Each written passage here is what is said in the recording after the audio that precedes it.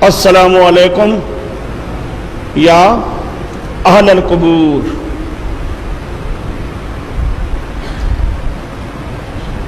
وہ جی سلام کیا جا رہا ہے تو سلام ان کو تبھی کیا جا سکتا ہے کہ وہ سنتے ہوں۔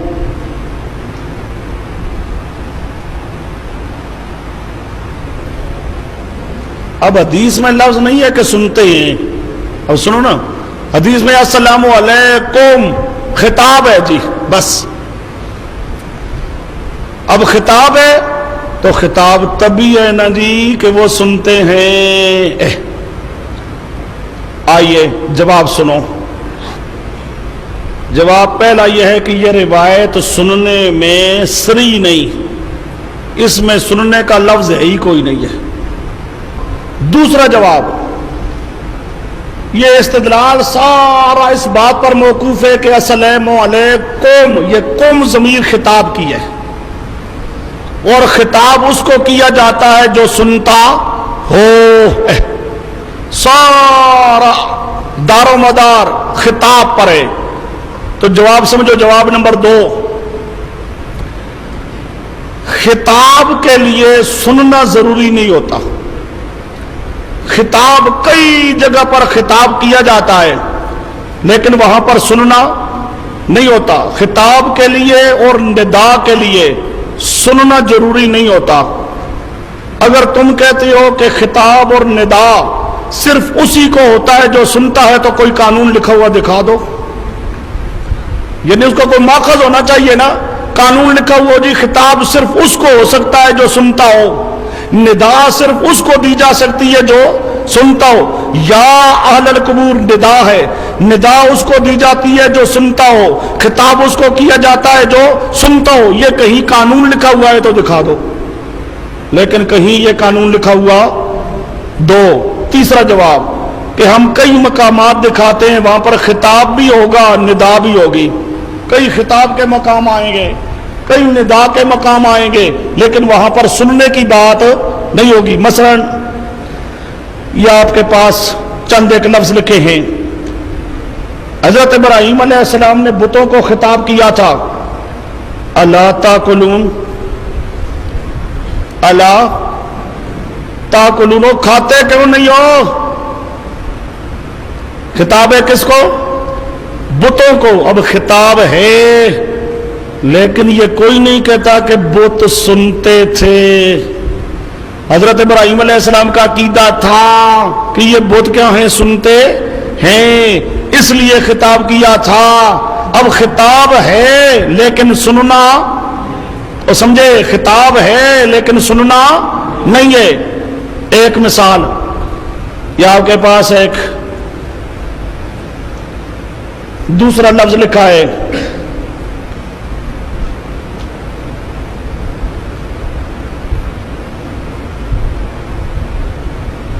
فارسی شاعر کہتا ہے، دلم بردی و دلداری نہ کردی، غم دادی غمخاری نہ کردی۔ اچھا جی، یہ بیچاری رو رہی ہے، یہ زلیخا کے دل کی ترجمانی کر رہا ہے شاعر۔ یہ جو یوسف زلیخا کتاب ہے نا، یوسف زلیخا کتاب،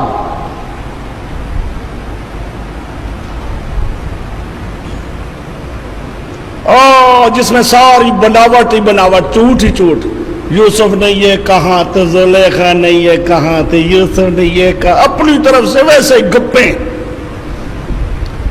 وہ سمجھے، یہ یوسف زلیخا کوئی حدیث یا قرآن نہیں ہے، ایک قصے کہانیوں کی کتاب ہے، فارسی کی کتاب ہے۔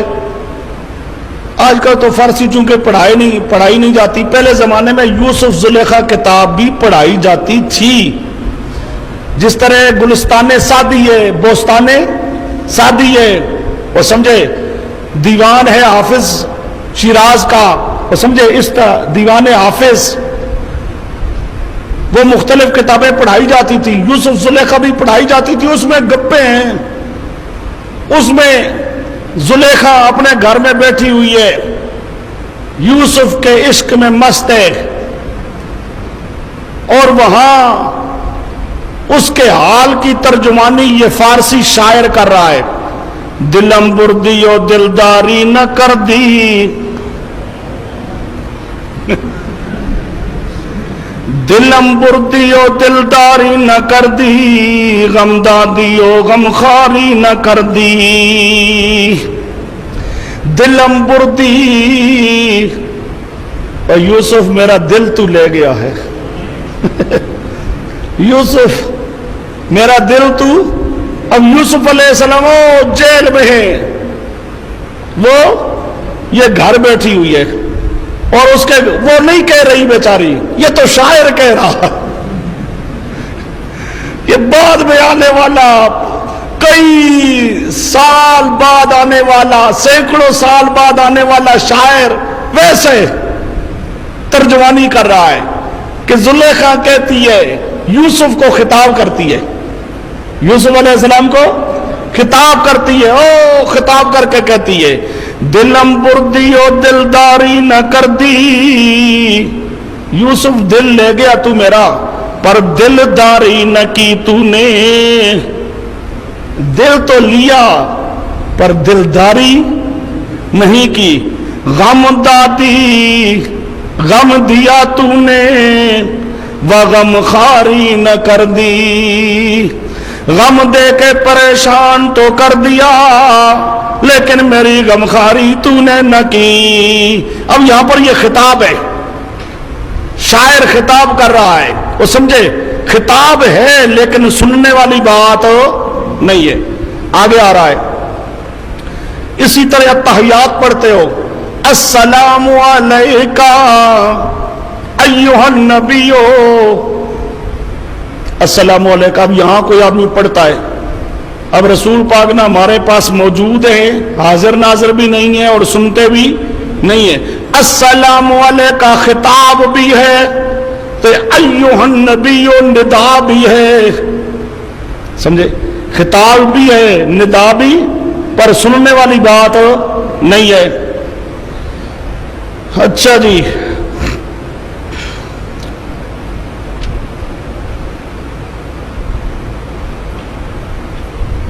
آگے جواب نمبر آپ کے پاس 4 آگے موجود ہے۔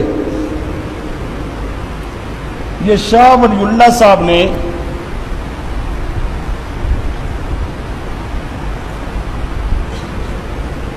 البلاغ المبین کے اندر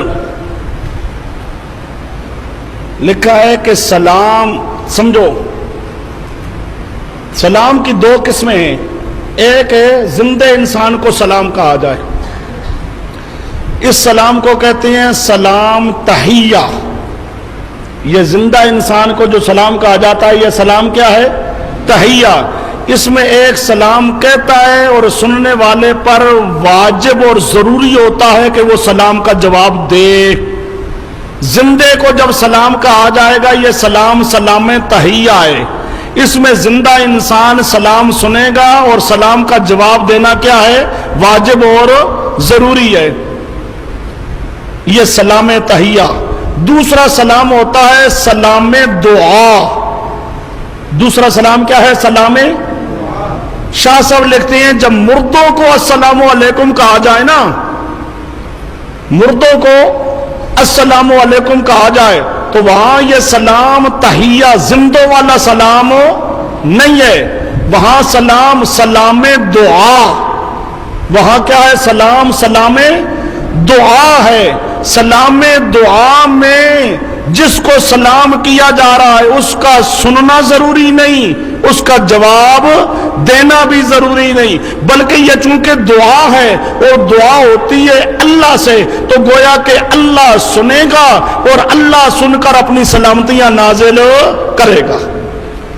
یہ السلام علیکم یہ مردوں کے لیے یہ سلام کیا ہے؟ سلام تحیہ نہیں، بلکہ یہ کیا ہے؟ سلام دعا ہے۔ دیکھو شاہ ولی اللہ صاحب لکھتے ہیں سلام سلام زائر سلام زائر زیارت کرنے والے کا سلام کہنا، موتارا مردوں کو دعا است، یہ سلام کیا ہے؟ سلام دعا ہے، یہ سلام اور ان ربی لسمیع الدعا، دعاؤں کو سننے والا کون ہے؟ اللہ، تو اللہ سنے گا اور اللہ سن کے جواب، اللہ سن کے ان پہ اپنی رحمت نازل کرے گا۔ آگے جواب نمبر 5 ہے جی، علامہ تفتزانی لکھتی ہیں کہ خطاب کے لیے سننا ضروری نہیں ہے، چنانچہ لکھتے ہیں فمن شرط فی الخطاب الافہام والسماع، جو کہتا ہے کہ خطاب کے لیے ضروری ہے کہ وہ سمجھے اور سنے، فقد خالف العقل والنص صریحا، تو یہ عقل کے بھی خلاف بات ہے اور نص کے بھی خلاف ہے۔ سمجھو، اب ان حضرات کے پاس تو قانون کوئی نہیں کہ خطاب اس کو کیا جاتا ہے جو سنتا ہو، لیکن ہم قانون پیش کر رہی ہیں، یہ علامہ تفتزانی قانون لکھ رہا ہے۔ اب علامہ تفتزانی کیا لکھ رہا ہے؟ قانون لکھ رہا ہے کہ جو آدمی یہ سمجھتا ہے کہ خطاب کے اندر سننا سنانا ضروری ہے، تو یہ عقل کے بھی خلاف تے نص کے بھی خلاف۔ یہ شرح مقاصد صفحہ 221 جلد نمبر 2، شرح مقاصد، شرح عقائد نہیں ہے، شرح مقاصد۔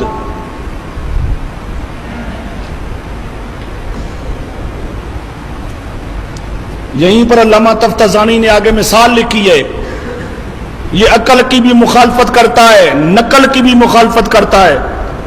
یہیں وہ آگے مثال لکھتا ہے کہ حضرت ابراہیم علیہ السلام نے بتوں کو فرمایا تھا الا تاکلون ما لکم لا تنطقون، اور حضرت عمر کا لکھتا ہے کہ حضرت عمر نے حجر اسود کو خطاب کیا تھا انک حجر لا تنفع ولا تضر، حجر اسود کو خطاب کیا تھا انک حجر، تو پتھر ہے، لا تنفع، نفع بھی نہیں دے سکتا نقصان بھی نہیں دے سکتا، میرے نبی پاک تجھے چومتے تھے تو میں چوم رہا ہوں، ورنہ تو کوئی نفع نقصان کا مالک نہیں ہے۔ اب حجر اسود کو خطاب کیا گیا ہے لیکن حجر اسود سنتا نہیں ہے۔ یہ شرح مقاصد صفحہ 221 جلد نمبر